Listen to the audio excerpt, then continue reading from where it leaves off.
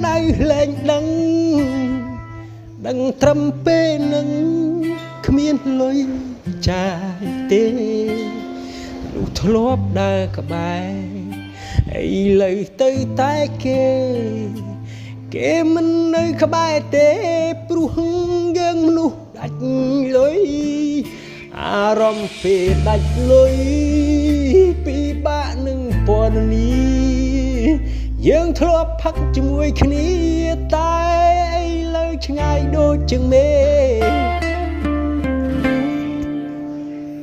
សង្ឃឹមថ្ងៃនេះ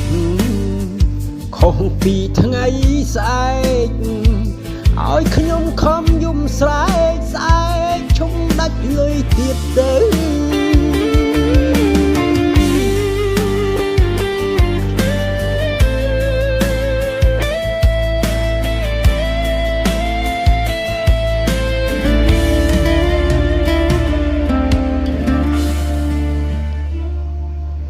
លុយពេកទៅ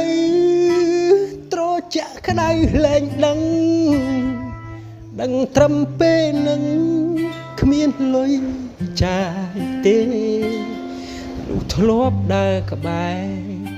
រឥឡូវទៅតែគេមិននៅក្បែរទេព្រោះយើងមនុស្សដាច់លុយអារម្មណ៍ពេលដាច់លុយពិបាកនឹងពណ៌នី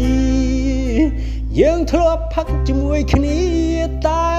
ឥឡូវឆ្ងាយដូចជាងមេ